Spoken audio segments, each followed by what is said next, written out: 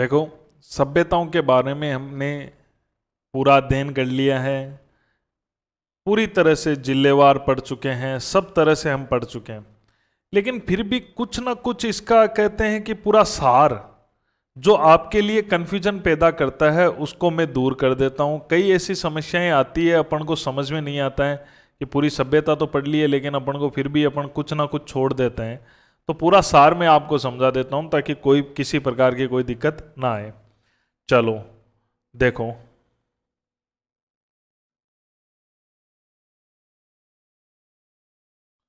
तो सबसे पहले मैं बात करता हूं कि जो ये सभ्यताएं हैं उनके बारे में।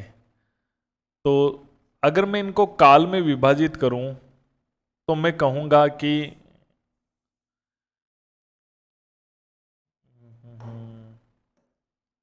चलो देखते हैं ये हुआ।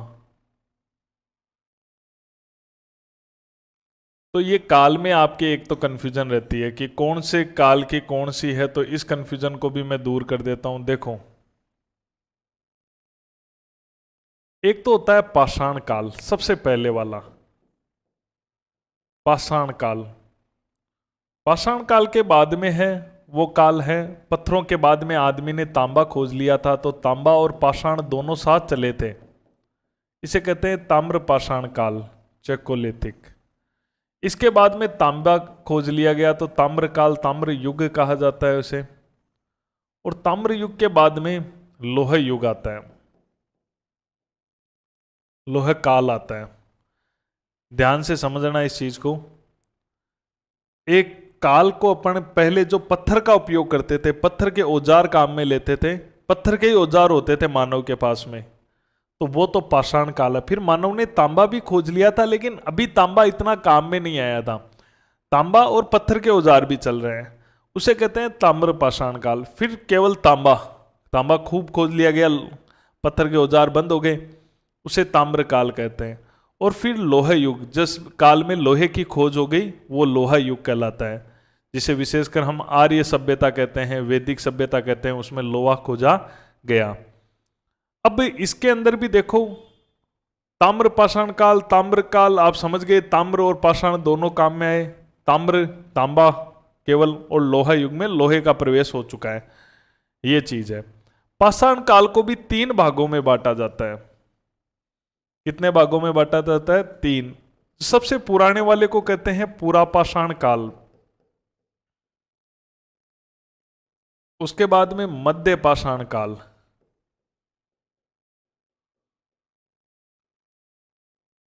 और नवपाषाण काल।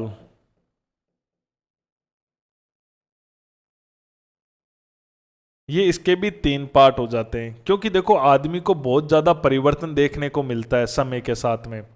ये काल बहुत बड़ा है, ये काल है ना, इस काल को अभी जो है 7-8 हजार साल हुए हैं, इस काल को 5,000 साल हुए हैं, इस काल को अभी 3,000 साल हुए हैं आए हुए। लेकिन 8-10 हजार साल से पहले जो काल चलता था वो पूरा का पूरा ही लाखों साल तक पाषाण काल था।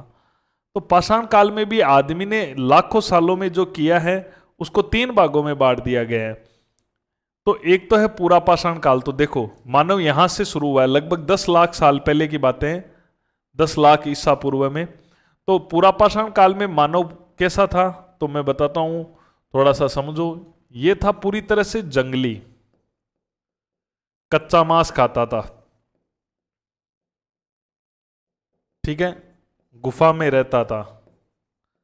मध्य पाषाण काल में आदमी ने क्या किया है, आदमी ने पशुपालन शुरू किया है। पूछे ना पशुपालन किस काल में हुआ है? मध्य पाषाण काल में पशुपालन शुरू हुआ है, मध्य पाषाण काल में। औजार है वो बहुत अच्छे हो गए, जिन्हें माइक्रोलिथिक या लघु पाषाण औजार कहते हैं, वो औजार इसमें काम में लिए गए। और पशुपालन आदमी ने इसी मध्य पाषाण काल में सीखा है, ठीक है। पशुपालन लिखना ना, है ना, पशुपालन, पशुपालन मध्य पाषाण काल की देन है। तभी तो हम कहते हैं पशुपालन की प्रारंभिक जानकारी बागोर से मिली है, तो इसका मतलब है वो मध्य पाषाण काल की। तो 2 चीजें ये ध्यान रखनी है। नवपाषाण काल में आदमी ने ग्राम बस्ती बसा ली, गांव बसा लिया। क्यों? क्योंकि कृषि करना सीख गया था। जो कृषि करता है तो आदमी को एक जगह टिक के रहना होगा, पहिए का आविष्कार कर लिया, ठीक है। और उसके अलावा जो आपके चाक पर मृद बांड बनाना है वो सीख लिए इसने। तो नवपाषाण काल तो आज का गांव है, यानी सब कुछ सीख लिया उसने, गांव बसा लिया है, कृषि, पहिया, मर्द भांड, ये सब कुछ इसने सीख लिया है नवपाषाण काल में। तो ये जो काल था पाषाण काल में, इसमें भी लंबे समय तक पूरा पाषाण ही रहा। आदमी लगभग जो है वो पूरा पाषाण काल में ही उसने अपना जीवन निकाला। जंगली था, कच्चा मांस खाता था, गुफा में रहता था। मध्य पाषाण काल में उसने पशुपालन सीखा है केवल, और कोई बड़े काम नहीं किया है। माइक्रोलिथिक और लघु पाषाण औजार थे, इसकी विशेषता है। नवपाषाण काल ग्राम बस्ती कृषि, इसमें अच्छा खासा सीख गया। फिर आया आपका ताम्र पाषाण, ताम्र काल और लोह युग, ठीक है। अब इसमें भी क्या है, पूरा पाषाण काल बहुत लंबा चला, तो पूरा पाषाण काल को भी विद्वानों ने 3 भागों में बांट दिया। इसके भी 3 पार्ट कर दिए हैं। इसके 3 पार्ट कौन से हैं, तो देखो ये टाइम पीरियड ये बहुत लंबे सालों तक यही रहा, तो विद्वानों ने इसको भी बांट दिया। इसके कर दिए निम्न पूरा पाषाण, इसका पाठ कर दिया निम्न। पूरा पाषाण को भी 3 भागों में बांट दिया है। पूरा पाषाण काल, और निम्न के बाद में इस पूरा पाषाण के 3 पार्ट है, मध्य पूरा पाषाण काल, और तीसरा उच्च पूरा पाषाण काल। उच्च या उत्तर भी लिखा सकता है, उच्च पूरा पाषाण काल। यानी पूरा पाषाण काल के भी 3 पार्ट है। निम्न पूरा पाषाण जो बहुत पुराना है, मध्य पूरा पाषाण और उच्च पूरा पाषाण बाद का। तो ध्यान रखना, ये काल ही सबसे लंबा टाइम पीरियड देखा है, इसमें भी 3 पार्ट रहे। 3 में सबसे लंबा पीरियड इसने देखा, तो इसको भी 3 भागों में बांट दिया, क्योंकि आदमी में धीरे धीरे चेंजेस तो हुए ही। तो निम्न पूरा पाषाण काल ये आपका निम्न पूरा पाषाण काल है, और ये मध्य पूरा पाषाण काल है, ये उच्च पूरा पाषाण काल है। तो मैं कुछ आपको क्षेत्र बता देता हूं इनके, तो थोड़ा सा देख सकते हो आप कि निम्न पूरा पाषाण काल के कौन से क्षेत्र एग्जाम में आ जाएं, तो थोड़ा सा आइडिया रहे, तो आप कहीं गड़बड़ ना करो। तो यहाँ पे अपने पास में जगह है नहीं, तो इस तरफ ले लेते हैं। निम्नपुरा का ही ले रहा हूँ, ठीक है। निम्नपुरा के कौन कौन से क्षेत्र हैं, निम्नपुरा के बाद में कौन सा है, मध्यमपुरा, और फिर उच्चपुरा। इस तीनों के ले रहा हूँ, ठीक है। इन तीनों के क्षेत्र कौन कौन से क्षेत्र हैं, एग्जाम का सबसे हार्ड क्वेश्चन राजस्थान के संदर्भ में यही पूछा जाएगा। तो निम्न पूरा पाषाण काल के अगर मैं बात करूं तो नागौर में ज्यादातर क्षेत्र मिलते हैं इसके। नागौर के अलावा आपका चित्तौड़गढ़, भीलवाड़ा, चित्तौड़गढ़, भीलवाड़ा, ये बेल्ट है ना जो आपका किस में है, आपके निम्न पूरा पाषाण काल में। जैसे नागौर में आपके डीडवाना है, डीडवाना, आपके जायल हुआ, डीडवाना में जो तालाब सिंगी तालाब जिसे कहते हैं, सिंगली तालाब, जायल हुआ, ये आपके किस में आते हैं, निम्न में आते हैं। और चित्तौड़गढ़ की बात करें तो नगरी हुआ, नगरी चित्तौड़गढ़ के अंदर है, सोनीता हुआ, भैंसरोरगढ़ हुआ, ये चित्तौड़ के क्षेत्र हैं। जनकपुरा वगैरह कई हैं। अगर भीलवाड़ा की बात करें तो मंडपिया हुआ। ये जो क्षेत्र हैं ये आपके किसके हैं, निम्न पूरा पाषाण काल के हैं। अगर अपन मध्य पूरा पाषाण काल की बात करें इसकी, तो इसमें लूनी नदी के आसपास का क्षेत्र ज्यादा है और चित्तौड़गढ़ का है। लूनी उद्योग भी कहा जाता है, इस यहाँ के जो पत्थर हैं उनको लूनी उद्योग कहा जाता है। और चित्तौड़गढ़, दो इसमें आपको क्षेत्र लूनी नदी वाला बेल्ट मिलेगा एक तो, ठीक है। लूनी उद्योग, इसको मध्य पूरा पाषाण काल में जो लूनी उद्योग क्यों कहा जाता है, क्योंकि लूनी नदी के आसपास वीएन मिश्र ने इसको लूनी उद्योग की संज्ञा दी है। यहाँ पर हमें बहुत क्षेत्र मिले हैं। लूनी नदी जो पाली, बाड़मेर, जालोर बॉर्डर है वहाँ पर जैसे होकरा है, होकरा क्षेत्र है, समदड़ी है, समदड़ी बाड़मेर के अंदर है, होकरा है, ये सब इसी के हैं। एक गांव है बरीदानी, बरीदानी में भी मिला है, बरीदानी, बरीदानी है, होकरा है, समदड़ी है। लूनी नदी क्षेत्र है, वो कहीं ना कहीं मध्य पुरापाषाण काल को दिखा रहा है। तो ये कई क्षेत्र हैं। चित्तौड़ में जो नदी है वागन बेड़च, उनके घाटियां हैं, वागन, वागन नदी, बेड़च, ठीक है, ये नदी घाटियां हो गई। तो यहां पर आपको तीसरा जो है उच्चपुरा, उच्चपुरा, उच्चपुरा के जो क्षेत्र हैं, ये लाइन को मैं इधर, ओहो,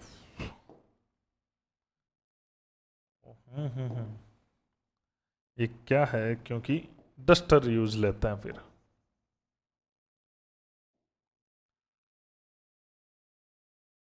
तीसरा जो है वो आप उसको बना लेना, अपने तो पास में जगह है, उस हिसाब से अपन लेके चल रहे हैं। तो उच्चपुरा पाषाण काल के अंदर अगर अपन देखें तो बुढ़ा पुष्कर है, वो इसके अंदर आ जाता है। अजमेर का बुढ़ा पुष्कर है, ठीक है, सीधा ही मैं इसके क्षेत्र लिख देता हूं। तो बुढ़ा पुष्कर है अजमेर के पास में, वो कहीं ना कहीं उच्चपुरा पाषाण काल का है। और चंबल नदी का जो इलाका है, आलनिया, बर्रा, तिपटिया, ये बूंदी, ये इलाका जो है बुढ़ा पुष्कर है। एक मैंने आपको बेराट में भी बताया था, बेराट भी इसके पार्ट में बेराट भी आता है, ठीक है। उसके अलावा आपको याद होगा तो बुढ़ा पुष्कर हो गया, बेराट हो गया। एक हरसोरा मैंने आपको बताया था, हरसोरा अलवर में बताया था, हरसोरा जहाँ पर अपन को शैलाश्रय वगैरह मिले हैं, बेराट में मिले हैं। उसके अलावा जो चंबल नदी का इलाका है वो आ जाए ना तो इसमें ही कर देना। चंबल नदी में जो शैलाश्रय वगैरह मिले हैं ना आपके, जैसे चंबल नदी जहाँ आ जाए, रावत भाटा है, चंबल नदी जहाँ आ जाए, बूंदी का कुछ इलाका है, ठीक है। चंबल नदी के आसपास का इलाका है जो दर्रा है, आलनिया है, विलासगढ़ है, बारा में। तो अगर मैं यहाँ शॉर्ट में लिख दूं तो यानी कि कोटा, बारा, बूंदी क्षेत्र, तो कहीं ना कहीं ये जो क्षेत्र है ये इसके अंदर आता है। तो ज़्यादा रटने की ज़रूरत है नहीं, ठीक है। एक बार मैं ढंग से और समझा दूंगा, एक बार देखते रहें। और तो अब तो एक तो आपको ये ध्यान रखना है कि आप ये समझ गए कि भाई अगर डीप क्वेश्चन आ गया कि पुरापाषाण में भी निम्न पुरापाषाण के कौन से, मध्य पुरापाषाण के कौन से, उच्च पुरा के, लेकिन अभी मुझे ये बताने होंगे इसके क्षेत्र कौन से हैं, इसके, इसके, इसके, इसके और इसके। भाई सबसे पुरानी कौन सी है इनमें? सबसे पुरानी ये है, इसके बाद ये है, इसके बाद ये है, इसके बाद ये है। लेकिन इनमें से देखें तो सबसे पुरानी ये, फिर ये, फिर ये, फिर ये, फिर ये, फिर ये। और पुरानी में चले जाएं तो ये इसके पार्ट है, फिर ये आएगा, फिर काल ये आएगा, ये आएगा, ये आएगा। तो मैं आपको पुरापाषाण के कौन से क्षेत्र हैं, ये तो बहुत डीप पूछा जाए तब भी है, ये जनरली पूछा जाएगा। पुरापाषाण के क्षेत्र कौन से हैं? मध्य के, नव के, तो पाषाण के ही हो गए ना, वो तीनों के बता दूंगा मैं। ताम्रपाषाण, ताम्रकाल और लोह युग। इसकी सारणी बना देता हूं, ये इनका तो मैंने अलग से लिखाई दिया है तुम्हें। चलो देखो, तो सबसे पहले हम बात करते हैं, एक सारणी बना देता हूं मैं।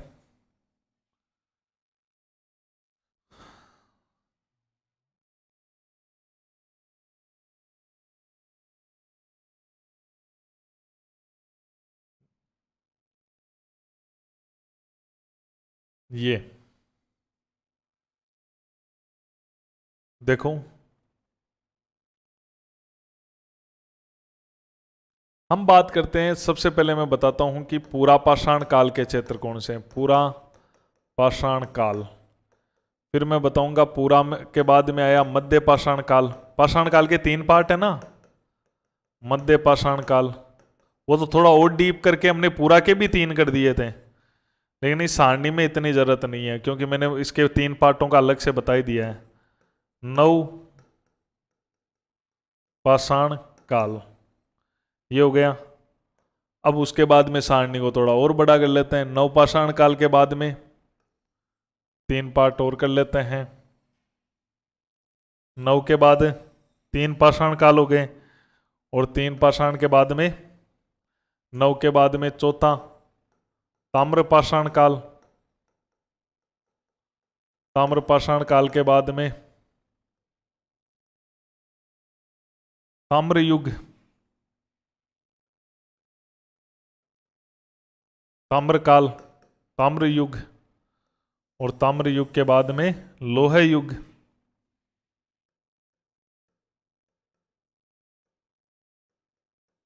ठीक है, ये है।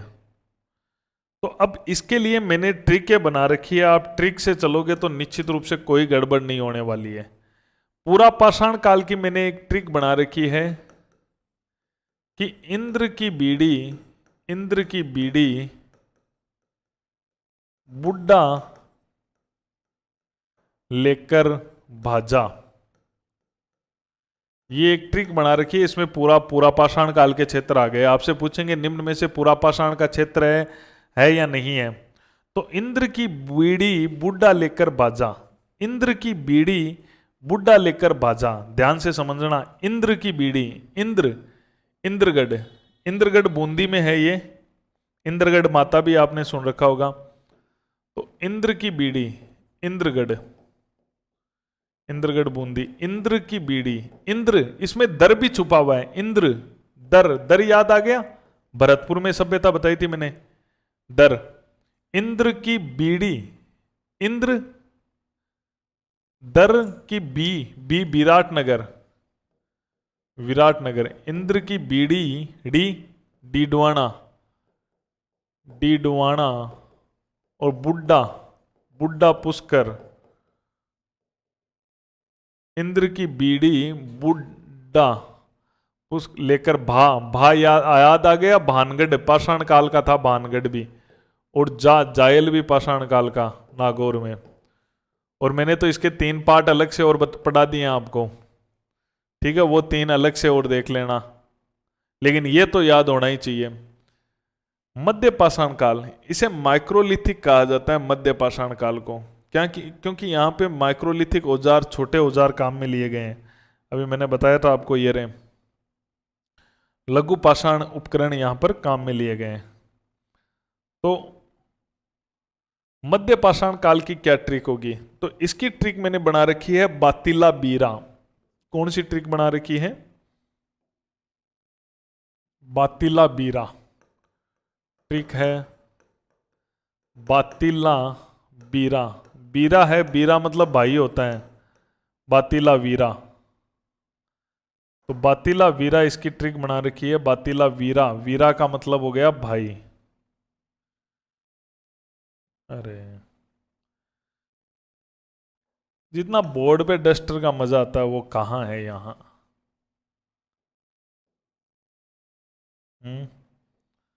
बातिला वीरा, बातिला वीरा मध्य पाषाण काल की ट्रिक है।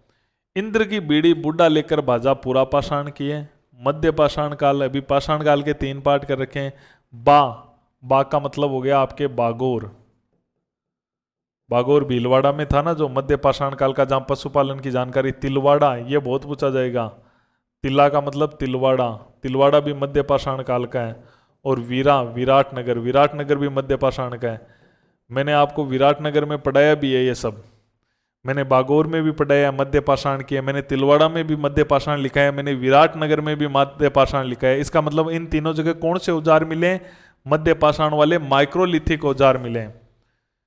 ठीक है, तीनों जगह माइक्रोलिथिक औजार मिलेंगे। मध्य पाषाण काल को ही कहते हैं माइक्रोलिथिक, तो वो औजार मिलेंगे।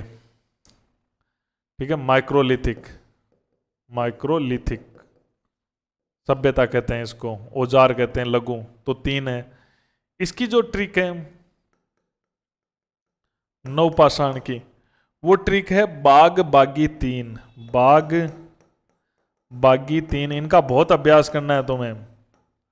बाग बागी 3।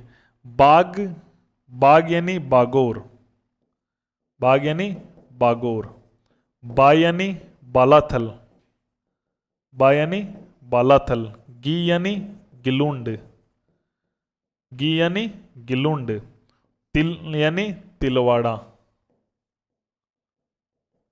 ये बाग बागी तीन, तो बाग बागी तीन की क्या हो गई ट्रिक?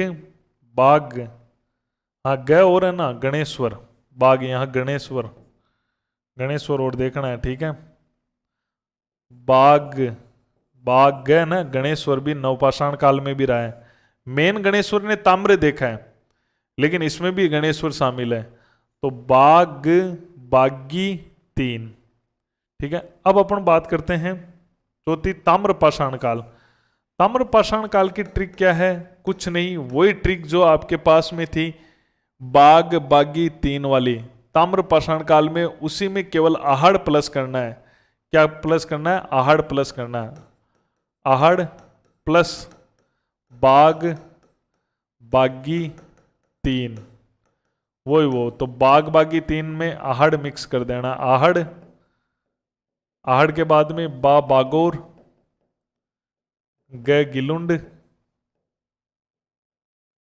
बा बालाथल और गी, सॉरी बालाथल पहले, ये गी गणेश्वर, बाग गणेश्वर और बालाथल गिलुंड और तिलवाड़ा। ताम्रपाषाण काल के क्षेत्र हैं। आपको पता है ताम्रपाषाण काल को कहा जाता है चाइकोलिथिक।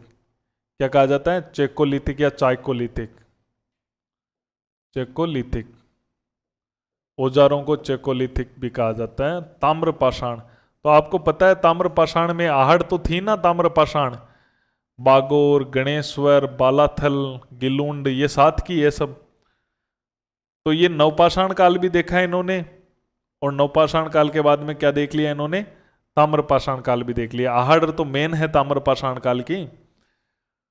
ताम्रकाल, ताम्रकाल की या ताम्र युग की जो ट्रिक है वो बहुत ही जबरदस्त ट्रिक है, और इसमें से क्वेश्चन बहुत आते हैं, कंफ्यूज हो जाते हैं कि ताम्र युग की सभ्यताएं कौन सी है। तो ताम्र युग की सभ्यताएं हैं, उसकी ट्रिक है गणेश नंद की चीख। गणेश एक बच्चे का नाम है, गणेश नंद, गणेश नंद की चीख। गणेश नंद की क्या है? चीख निकल आई। छोटा बच्चा है, चिल्ला रहा है, गणेश नंद की चीख। अब ऐसा लग रहा है जैसे कोई पुंगी की मल्हार हो। क्या लग रहा है? पुंगी की मल्हार हो, जैसे कोई पुंगी बज रही हो, उसका मल्हार मतलब गीत, पुंगी की मल्हार जैसी लग रही है। एक ट्रिक तो ये है इसमें, और एक है अब सब बुड्ढा ना, सब बुड्ढा पिंड कॉल करो। पिंड पंजाबी में गांव को कहते हैं। सब बुड्ढा पिंड कॉल करो, गणेश नंद की चीख पुंगी की मल्हार, सब बुड्ढा पिंड कॉल करो। ये ज्यादा से ज्यादा अभ्यास करोगे तो हो जाएगा। तो गणेश, गणेश का क्या हो गया? गणेश्वर, गणेश्वर मेन, तो गणेश्वर सब में है लेकिन मेन ताम्र युग का प्रतिनिधित्व करती है। गणेश, नंदलालपुरा याद आ गया जयपुर में, की कीराडोत याद आ गया जयपुर में, जहां पर तांबे की चूड़ियां मिली थी, कीराडोत, कीराडोत। तो देखो गणेश नंद की कीराडोत चीख, चितवाड़ी याद आ गया जयपुर में, पुंगी, पुंगी का पू, पुंगी, पुंगी से आप पुंगल याद कर सकते हो। पुंगल, पुंगल कहां था? बीकानेर में, याद आया पुंगल। कि मल्हार, मल्हा कहां था? मल्हा भरतपुर में, याद आया। सब, साबणिया याद आया, साबणिया कहां था? बीकानेर में। बुड्ढा, बुड्ढा पुष्कर याद आया अजमेर में। बुड्ढा पुष्कर इसमें भी आता है, ताम्र में भी आता है। पिंड पांडलिया, पिंड पांडलिया याद आया चित्तौड़गढ़ में। कोल करो, कोल मोहली याद आया। तो मल्हार, सब, साबणिया, बुड्ढा, पिंडमय, कोल माहौली, कुरो, कुराड़ो, कुराड़ा नागौर में। ताम्र पाषाण का आजादी से पहले खोजा गया क्षेत्र कुराड़ा।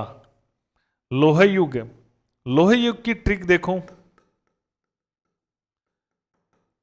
ये एक रियल घटना पर मैंने ट्रिक बना दी है। आपको पता है अकबर का जोधा से विवाह हुआ, अपन कहानी सुनते हैं कि जोधा हरकुबाई से जो विवाह हुआ था वो सांबर में हुआ था। भारमल ने तय कर दिया था उसका विवाह और सांबर में उसका विवाह कर दिया गया। तो एक मैंने एक ट्रिक बना दी इस प्रकार की कि जोधा बाई है उसको उसके पिता कहते हैं भारमल की तुझे अकबर से विवाह करना पड़ेगा। तो जोधा विवाह नहीं करना चाहती, तो वो थोड़ा गुस्से में हो जाती है, क्रोधित हो जाती है कि मैं मुस्लिम से शादी नहीं करना चाहती। तो इस प्रकार से एक मैंने ट्रिक बना दी है इसमें। और क्या ट्रिक बना दी है कि जो जोधा है उसने जब सांबर नगर की सुनी, सांबर नगर की सुन, जोधा ने जब सांबर नगर की सुनी कि सांबर में उसका विवाह होने वाला है और वो तुरंत ही हुआ था विवाह थे, तो जोधा सांबर नगर की सुन रेड किए विराट नैनों को, अपने विराट यानी बड़े नैनों को रेड कर लिए, लाल कर लिए गुस्से से। तो इससे एक क्या बन गई, अपने ट्रिक बन गई कि जोधा सांबर नगर की सुन रेड किए विराट नैनों को। तो यह लोहा युग की ट्रिक है। जोधा यानी जोधपुरा, जोधपुरा सभ्यता मैंने कहां बताई थी, जयपुर में। सांबर, जोधा सांबर जो नालियासर वगैरह है। नगर, नगर, ठीक है। तो रेड और नगर टोंक में। कि सुन, सुन यानी सुनारी, सुन रेड, रेड टोंक में। विराट, विराटनगर, तो विराटनगर भी लोहे युग की जानकारी देता है। विराट किए नैनो को ने, ने नोवा, बूंदी में नोहे। तो एक बार वापस देख लो, जोधा, जोधपुरा, सांबर नगर की सुन सुनारी रेड किए विराटनगर, ने का अलग है, नैनवा नो, नैनवा बूंदी में नोहे, नोहे कहां पर है, भरतपुर के अंदर है। तो ये इसकी ट्रिक हो गई। देखो एक बार, पूरा पाषाण काल, पाषाण काल के 3 पार्ट हैं। पहले पूरा आया था, फिर मध्य आया था, फिर नव आया था। ठीक है, पूरा में जंगली था, मध्य में पशुपालन सीख लिया, नव में उसने गांव वाँव सब बसाने सीख लिए थे। फिर ताम्र पाषाण काल आया, फिर ताम्र पाषाण काल के बाद में ताम्र काल आया और फिर लोहे युग आया। ये 6 पार्ट हैं। ठीक है, इस पूरा के 3 पार्ट मैंने आपको अलग से समझा दिए हैं। तो इसकी ट्रिक आप अच्छी तरह से ध्यान रख सकते हो कि पूरा पाषाण काल के क्षेत्र कौन से हैं। तो एकदम इजी ट्रिक है कि इंद्र की बीड़ी बुड्ढा लेकर बाजा। इंद्र, इंद्र में 2 है, देखो, एक तो इंद्र में इंद्रगढ़ है बूंदी वाला, और एक दर, दर जो भरतपुर में है ना, ये पाषाण काल का ही है। बी विराटनगर, ठीक है। डी डीडवाना, बुड्ढा, भा भानगढ़, जा जायल, बुड्ढा लेकर बाजा। मध्य पाषाण काल की ट्रिक है बातीला बीरा, बहुत ज्यादा बोलने वाला बातीला बीरा। बा बागोर, तिल्ला, तिलवाड़ा और वीरा विराटनगर। ये तो मध्य पाषाण काल के तीनों क्षेत्र वेरी इंपॉर्टेंट है। नवपाषाण काल के बाग बागी 3, बा बागोर, ग गणेश्वर, बा बालाथल, गी गिलुंड, तिल तिलवाड़ा। इसमें तीती की ट्रिक बनेगी, तिलवाड़ा। ताम्र पाषाण काल, इसमें कुछ ही नहीं करना। नवपाषाण काल के तुरंत बाद, नवपाषाण काल में आपको पता है अंतिम समय में तांबा खोज लिया गया, तो नवपाषाण काल ही किस में कन्वर्ट हो गया, ताम्र पाषाण काल में कन्वर्ट हो गया। भाई नवपाषाण काल के लोगों ने ही तांबा खोज लिया, तांबा खोज लिया, तो वो युग किस में कन्वर्ट हो गया, ताम्र पाषाण युग में कन्वर्ट हो गया। पत्थर भी चल रहा है, तांबा भी चल रहा है, तो इसमें आहड़ आहड़ जोड़ना है केवल आपको। ताम्र पाषाण काल को चेकोलिथिक भी कहा जाता है। ताम्रकाल देखो, जो तांबा का उपयोग हो रहा है वो ताम्रकाल है। ठीक है, ताम्रकाल का सर्वोच्च काल तो कालीबंगार सिंधु घाटी को माना जाता है, जिसमें कांसा भी प्रवेश कर चुका था। ताम्रकाल में आपकी ट्रिक हो गई कि एक गणेश नंद है, उसकी चीख है कि पुंगी की मल्हार, समझ में नहीं आ रहा। जैसे पुंगी बजती है ना, बीन को कहते हैं पुंगी, तो पुंगी बजती है, वैसी उसकी चीख है। तो गणेश नंद की चीख है पुंगी की मल्हार।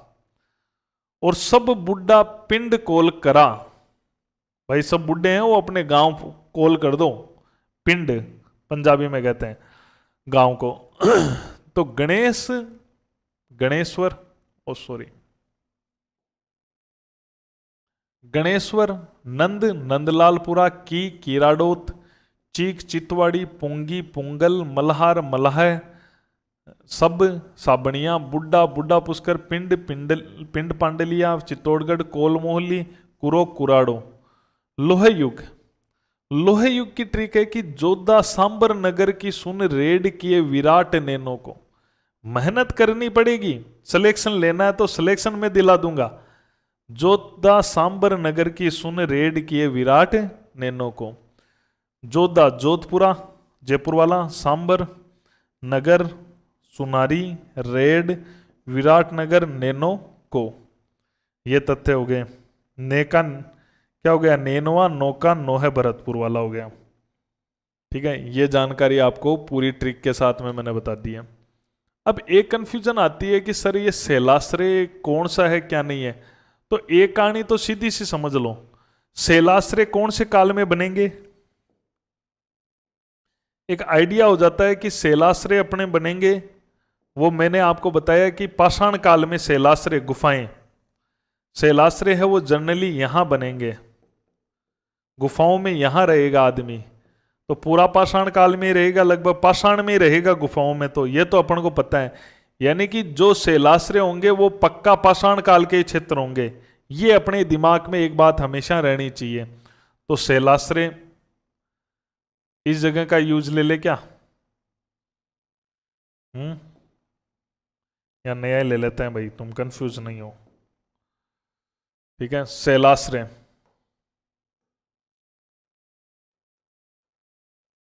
शैलाश्रय यानी गुफाएं। तो ये तो अपन को अंडरस्टूड होना चाहिए कि वो पाषाण काल के क्षेत्र होंगे। ठीक है, और वो भी कौन से काल के होंगे, पूरा पाषाण काल के क्षेत्र होंगे, पूरा पाषाण के। ये अंडरस्टूड हो जाना चाहिए, क्योंकि मैंने शुरू में बता दिया था आपको। तो एक साथ लिखा देता हूं। तो आपको याद है 3 दर्रा, तिपटिया, अरनिया, आननिया, दर्रा, तिपटिया और आलनिया या आरनिया, अरनिया, आलनिया या अरनिया। ये कहां पे थे, कोटा में थे, कोटा कोटा कोटा।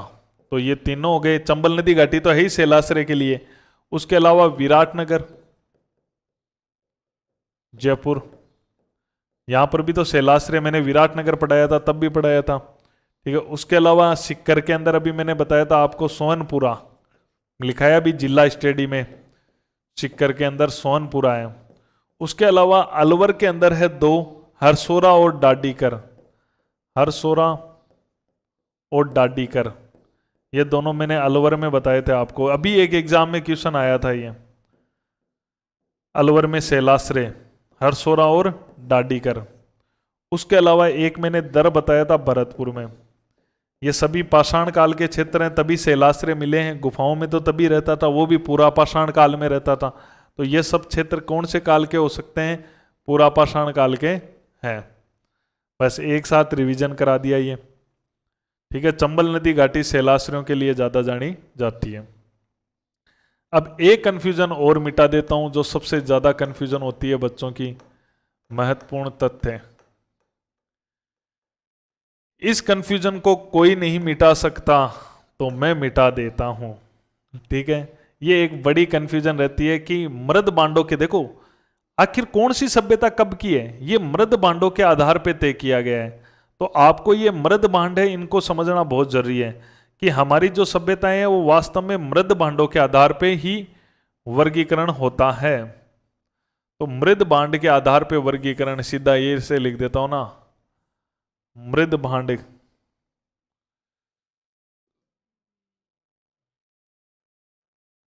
भांड के आधार पर सभ्यता। वास्तव में सभ्यता का वर्गीकरण मृद भांड के आधार पे ही होता है, और इतिहासकारों ने इसी के आधार पे बांटा है कि कौन सी सभ्यता किसके साथ की है। जैसे कि अगर किसी में लाल या गुलाबी मृद भांड मिल जाए, लाल व गुलाबी मृद भांड मिल जाए, तो वो सभ्यता सिंधु घाटी सभ्यता होगी। कौन सी होगी? सैंधव सभ्यता।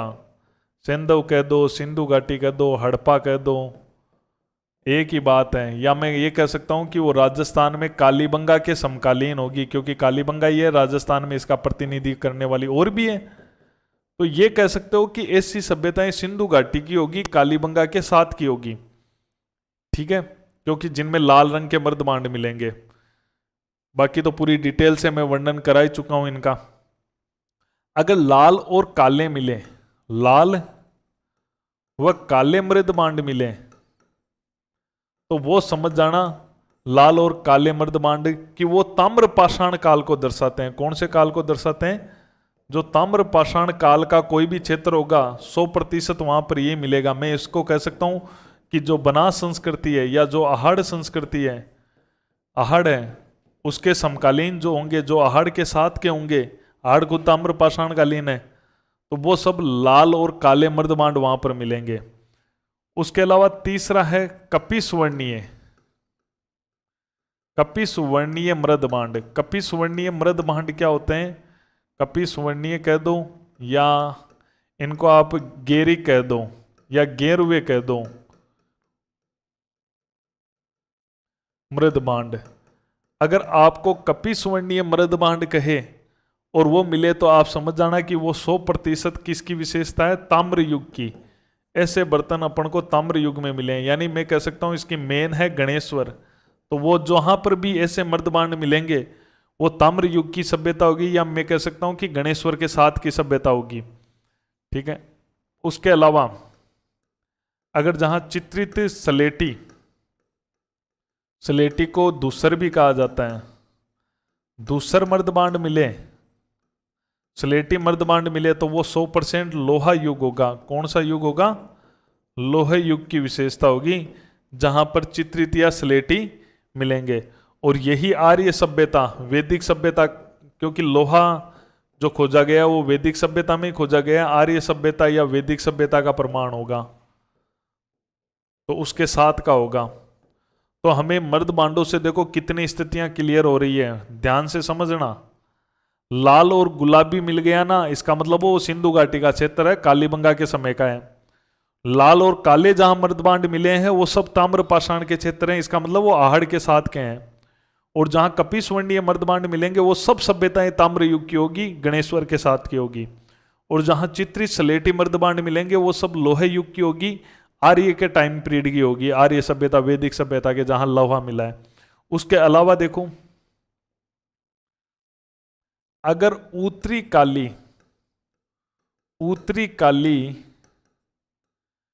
चमकीले मृद भांड मिलेंगे, उत्तरी काली चमकीले यानी पॉलिश वाले, अगर काले रंग के पॉलिश वाले मृद भांड मिलेंगे, तो वो फिर सभ्यता होगी आपके महाजनपद काल है ना, 600 ईसा पूर्व के आसपास। महाजनपद काल से लेकर टू मौर्यों तक यही बर्तन काम में आए थे। महाजनपद से लेकर लगभग 600 ईसा पूर्व से लेकर मौर्यों में सुंदर हो गए थे ये, क्योंकि बाद में आपको पता है धीरे धीरे सुंदरता आती है।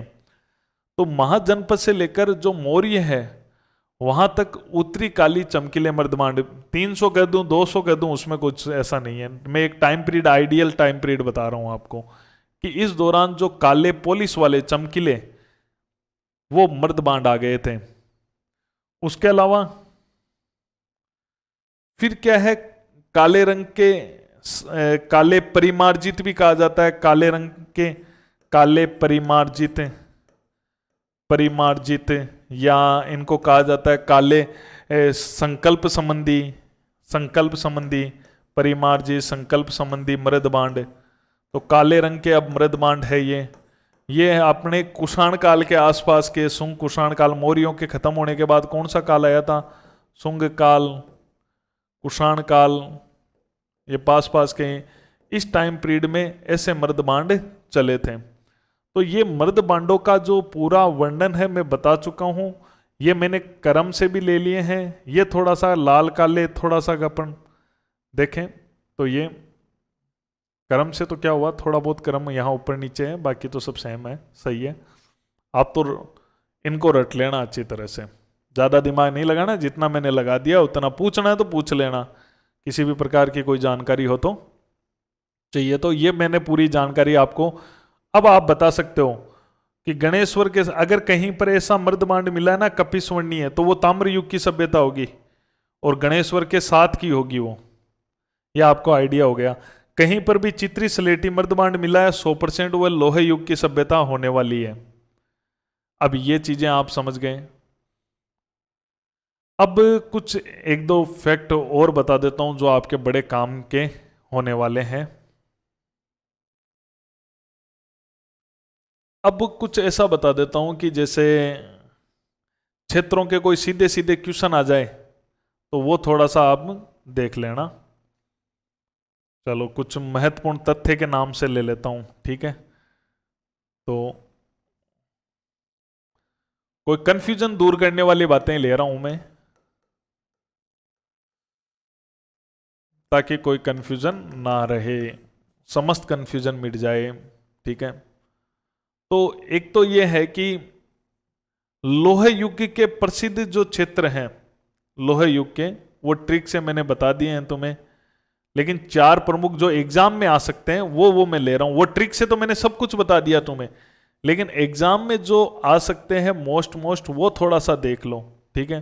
जैसे मैं कुछ बता देता हूं कि लोहे युग के प्रमुख क्षेत्र कौन से हैं, ठीक है? ऐसे तो थोड़ा सा एग्जाम की दृष्टि से, बाकी ट्रिक तो बता चुका हूं, लेकिन मेरे हिसाब से यही आएंगे लोहे युग के प्रसिद्ध क्षेत्र।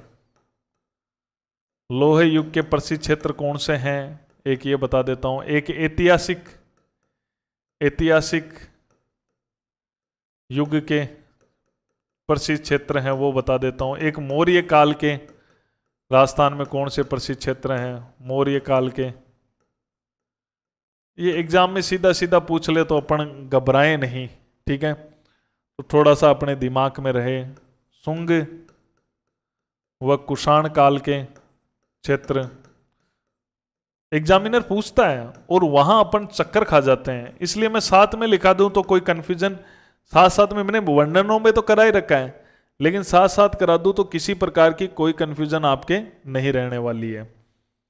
अब उसके अलावा देखो कुछ ऐसे हैं जहां पर हमें ताम्र युग भी मिला है, लोहे युग भी मिला है, दोनों मिक्स मिले हैं, उनकी भी बात करेंगे हम कि ताम्र युग का मिलना क्या हुआ।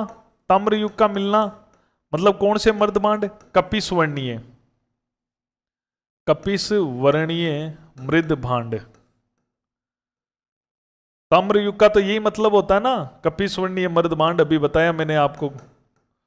और लोहे युग का मतलब क्या होता है, कौन से मर्दबांड मिलेंगे, चित्रित दूसर या स्लेटी मृदबांड, ये लोहे युग का। तो दोनों सभ्यताएं जहां दोनों मृदबांड मिले जहां, वो भी अपन देख लेते हैं। तो ऐसी बातें जो बड़ी काम की होने वाली है आपके लिए। ये पढ़ाई अलग है, ये सिलेक्शन वाली पढ़ाई अलग है। फिर हम कहते हैं कि ये क्वेश्चन कहाँ से आ रहा है, अधीनस्थ बोर्ड कहाँ से पेपर ला रहा है। अरे ला क्या रहा है, हम ढंग से स्टडी नहीं कर रहे हैं, हम बस पढ़े हैं, एक ही एक चीज को पढ़ने में लगे हुए हैं। सही और सटीक जानकारी के लिए केवल और केवल ये चीजें पढ़नी होगी आपको।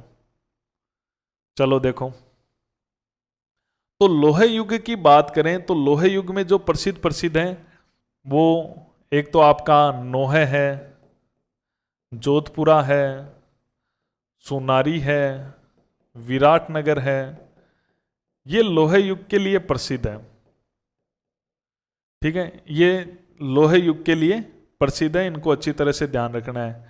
अब इसके अंदर देखो, ये अगर अपन ताम्र और लोहे दोनों देखें ना, तो इनमें देखना ये लोहे युग के ना 4 प्रसिद्ध क्षेत्र, इनमें से अगर मैं नोहे और जोधपुरा को ले लूँ ना, नोहे और जोधपुरा, तो यहां पर मुझे एक जानकारी मिल गई कि लोहे युग के साथ ताम्र युग, कपि स्वर्णीय मर्दमांड के साथ चित्रित, ये नोहे और जोधपुरा में मिले हैं। ठीक है, लोहे युग के तो है ये चारों प्रसिद्ध, लोहे युग के और भी हैं, मैंने वो आपको ट्रिक से बताए। मैं यहां मोस्ट की बात कर रहा हूं जहां से एग्जाम में क्वेश्चन आएगा। लोहे युग के 4 प्रसिद्ध क्षेत्र हैं, जिनमें से 2 क्षेत्र ऐसे हैं जहां लोहे युग तो है ही, लोहे के साथ ताम्र भी है, यानी जहां चित्रित स्लेटी मर्दमांड तो है ही, कपि स्वर्णीय भी मिले हैं। ठीक है, तो ये एक बहुत बड़ी बात हो गई, ये आपको ध्यान रखनी है। उसके अलावा देखो शुंग व कुषाण काल, शुंग व कुषाण काल की बात करते हैं अपन, तो ये का यही सेम हो जाएगा, नोहे, जोधपुरा, सुनारी, क्योंकि आपको पता है ना लोहे युग कहीं ना कहीं ऐतिहासिकता के नजदीक आ चुका है, और यहां पर ये नोहे, जोधपुरा, ये चारों के चारों आपके कुषाण और शुंग काल के हो जाएंगे। अब मौर्य काल की बात करूं तो भी ये चारों के चारों ही हो जाएंगे, नोहे, जोधपुरा, सुनारी और विराटनगर, चारों के चारों ही हो गए। ऐतिहासिक युग की बात करूं मैं, तो ऐतिहासिक युग में तो देखो इतिहास का मतलब हो गया जहां राजा महाराजाओं की एंट्री हो गई है, लेकिन अपन उनका इतिहास जानते नहीं है। पुरातत्व स्थल की बात कर रहे हैं अपन इतिहास युग के। ठीक है, जैसे रेड का पूरा इतिहास अपन को मिला नहीं है। कौन से राजाओं का राज रहा यहाँ, नगर, मालव राजाओं का, लेकिन पूरा इतिहास अपन को नहीं मिला है। जैसे सांबर में बहुत सारे सिक्के नालियासर में मिले, किन राजाओं का था, नगरी माध्यमिक का याद होगा, ऐतिहासिक साक्ष्य बहुत मिले। राजा महाराजाओं के प्राचीन शिवी जनपद की राजधानी रही थी, नेनवा, भीनमाल। ये जो क्षेत्र हैं ये ऐतिहासिक दृष्टि से भी बड़े महत्वपूर्ण हैं, यानी कि पुराने हमारे शहर हैं जब राजा महाराजाओं के राज होते थे। ये तो अपन को खुदाई में मिलने वाले हैं, बाकी ये राजा महाराजाओं के शहर रहे हैं, प्राचीन हमारे नगर रहे हैं, ऐतिहासिक नगर रहे हैं। जैसे कभी पाटलिपुत्र, उज्जैन, मथुरा, ठीक है, इंद्रप्रस्थ, ऐसे शहर है ना, वैसे अपन को ऐतिहासिक शहर हैं ये। कोई ज्यादा दिमाग नहीं लगाना इसमें, तुम तो इधर देख लो कि लोहे युग वाले नोहे, जोधपुरा, सुनारी, विराटनगर है ना, यही मौर्य काल के हैं, यही शुंग काल के हैं। ताम्र काल में केवल नोहे और जोधपुरा को लेना है। ठीक है, ताम्र और लोहे दोनों में ये है। वीडियो को आराम से 2 बार देखो, आपका ही वीडियो है। ठीक है, अगर हम बात करें तो देखना अच्छी तरह से।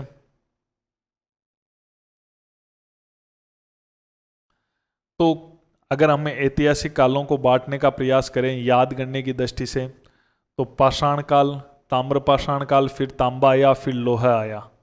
ठीक है, तो पाषाण में भी 3 है, पूरा पाषाण पहले आया, फिर मध्य पाषाण आया, फिर नव पाषाण आया। जनरली मैं आपको समझाना चाहता हूँ, इसमें तो तुम समझ गए कि तांबा और पाषाण दोनों काम में आए। इसमें तांबा अपने चरम पर पहुंच चुका था, इसमें लोहे का प्रवेश हो चुका था। पूरा पाषाण काल में जंगली था, जंगल में रहता था, शैलाश्रय में रहता था। मध्य काल में उसने पशुपालन सिक्का, माइक्रोलिथिक अच्छे लघु औजार बनाए जिन्हें माइक्रोलिथिक कहते हैं। नवपाषाण काल में ग्राम बस्ती, कृषि, पहिए, मर्दमांड, पत्थर के औजार तो चल ही रहे हैं, ये इसकी मेन विशेषता देखने को। पूरा पाषाण काल का टाइम पीरियड बहुत लंबा रहा, तो इतिहासकारों ने इसको भी 3 पार्टों में बांट दिया, निम्न पूरा पाषाण काल, मध्य पूरा पाषाण काल और उच्च पूरा पाषाण काल। और इसके क्षेत्र हैं नागौर, चित्तौड़गढ़, भीलवाड़ा में, और इसके क्षेत्र है लूनी और चित्तौड़गढ़ में, और उसके क्षेत्र हैं बूढ़ा पुष्कर, बेराट, हरसोरा, चंबल नदी में। ठीक है, नागौर, चित्तौड़, नागौर वाले पूरा में आएंगे अपन, सबसे पुराने नागौर वाले। ठीक है, डीडवाना, सिंगी तालाब, जायल, ये सबसे पुराने में चला जाएगा। चित्तौड़गढ़, भीलवाड़ा और ये लूनी वाला क्षेत्र, और ये मध्य वाले में आ जाएगा, और ये उच्च वाले में आ जाएगा, बूढ़ा पुष्कर, बेराट, हरसोरा आ रही है। इनकी ट्रिकें बताई चुका हूं, इंद्र की बीड़ी, बूढ़ा लेकर बाजा, बातीला, बीरा, बाग, बागी 3, इसमें आहड़ जोड़ देंगे, गणेश नंद की चीख, पुंगी की मलार, सब बूढ़ा पिंड कोल करो, लोहा युग, जोधा, सांबर नगर की सुन रेड किए, विराट नैनो को। फिर मैंने शैलाश्रय एक साथ बता दिए, ये पूरा पाषाण काल को दिखाएंगे। क्योंकि सेल आश्रय उसी में काम में लिए गए। मैंने आपको ट्रिक में वहाँ भी समझाया शुरू में, तो ये सब सेल आश्रय हो गए। मर्द महांड बता दिए कि लाल गुलाबी आते सेंधव सभ्यता समझ जाना, हड़प्पा सभ्यता समझ जाना, और कालीबंगा के समकालीन होगा वो स्थान। लाल काले दिखते ही ताम्र पाषाण समझ जाना, बनास संस्कृति। कपिस्वर्णीय दिखते ही ताम्र युग हो जाएगा, चित्र दिखते ही लोहे युग हो जाएगा, उत्तरी काली दिखते ही या तो वो मौर्य का होगा या महाजनपद काल का, काले परिमार जी दिखते ही सुंग काल का। विशेषकर काला शब्द दिखे ना, सिंपल केवल काला, और उसके आगे पीछे कुछ नहीं हो तो सुंग कुषाण आइडियल हो सकता है। ये लोहे युग के 4 प्रसिद्ध क्षेत्र नोहे, जोधपुरा, सोनारी, विराटनगर, ट्रिक में भी बताया है। बाकी इसमें ऐतिहासिकता लिए हुए हैं ये। मौर्य काल में सेम, कुषाण में सेम, इन दोनों में जहां ताम्र और लोहे यानी कपिस्वर्णीय चित्र दोनों मिले हैं वो नोहे और जोधपुरा है। तो हो जाओ तैयार, जीतेंगे हम। अपनी तैयारी ऐसी होगी कि जीतेंगे। जब हथियार ही अपने पास खतरनाक होंगे, अमेरिका की तरह परमाणु बम होगा, तो द्वितीय विश्व युद्ध जीतना सुनिश्चित हो जाएगा। ये है, अब हथियारों को चलाने की ट्रेनिंग आपको लेनी होगी। हथियार बना लिए तो क्या हुआ, ट्रेनिंग तो आपकी होनी चाहिए। मैं तैयार हूं पूरी तरह से। क्या आप तैयार हो टॉप सिलेक्शन लेने के लिए? बिल्कुल, बढ़िया मेहनत करो, कोई दिक्कत नहीं है। सब सपने साकार होंगे, सब कुछ होगा, टिका हुआ आपकी मेहनत पर। अब आप भी जानो कितने साल लोगे। आपको 6 महीने में नौकरी चाहिए, 1 साल में चाहिए, 5 साल में चाहिए, 10 साल में, ये आपको खुद को तय करना है। कितना पढ़ सकते हो आप उस हिसाब से।